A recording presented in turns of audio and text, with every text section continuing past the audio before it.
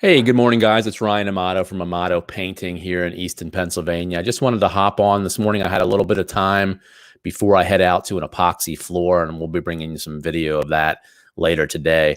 I want to talk about these virtual estimates. So, virtual estimating obviously is all the rage right now because not many people want to go out and about into people's homes.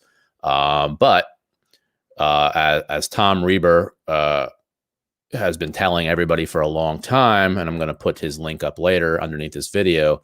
I mean, we've been doing virtual estimating for years now. It saves so much time. You don't have to drive around all day. You're not wasting money on gas. And, let's face it, people are tire kickers. So people are just out there getting pricing and comparing pricing to not much else. So that's going to bring me to the major issue that can happen with these virtual estimates. And we see it from time to time, and it really goes based off of the quality and the professionalism of the estimator, and this can be stopped right away. So the major issue with getting an estimate, whether virtually or in person, is the expectations of the client. So what does that client want? What do they expect at the end of the day, at the end of that job, as far as quality, as far as what it's going to look like, what that picture was that you promised them, or that's in their head that they may have not told you. So the issues become expectations are never told or spoken about on an estimate. So let's talk about in-person estimates. So, usually we go out, everybody jumps around and explains how great they are and what they can offer everybody. And then shoots out some pricing, and then here come 2 or 3 other painting companies, and they shoot out some pricing, and nobody has ever said, hey, what do you expect this to look like at the end of the day? Or what do you consider a good job at the end of the day? Has anybody ever asked you that when they come to your house? They should, because people's perception of a quality job are all different, and there's no standard. You can't just say, hey, I want a quality job. What does that mean to you? I don't know. It might mean something different to me. I'm not picky. So a quality job for me is, if we're painting this room right here, is come in, don't get paint all over the floor and change the color of the wall. I'm not looking for somebody to completely smooth out these old plaster walls, but some people are, and they won't tell you that. So it's even more important on a virtual estimate because you're not making that in-person connection. So a virtual estimate's not just throwing out some pricing and not being able to drive to their house or not having to drive to their house. A virtual estimate is simply doing an estimate right in this chair that I'm in right now without having to drive to their house.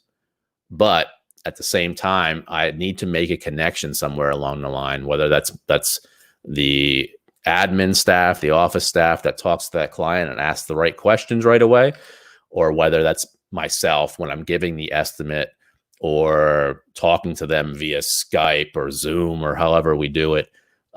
We need to ask those questions. It's very important that you're working for the right people and the people have hired the right contractor to do the work. If somebody's expecting 100% top of the line, no mistakes, completely smooth, make my 100-year-old home look like a brand new house, boy, they're setting themselves up for expectations that can't be met. So I think that's the problem you're going to see with virtual estimating. Everybody's probably doing it now, or they should be doing it. We've been doing it again forever. We do kitchen cabinet estimates, and I've never been to one in the last couple of years. It's very important that the expectations are spoken about. There's nothing wrong with that, just as there's nothing wrong with asking about the budget. And we'll get into that in another video. So expectations are key, guys. You have to talk about it. You have to know what they are. Every painting company, every carpenter, every floor company, it's not the same. It's not like you can go into a toy store or how about you go into the store and buy a can of Coke or a bottle of Coke. Well, they all should be the same. They're coming from a factory. The conditions should be all the same. The ingredients are all the same.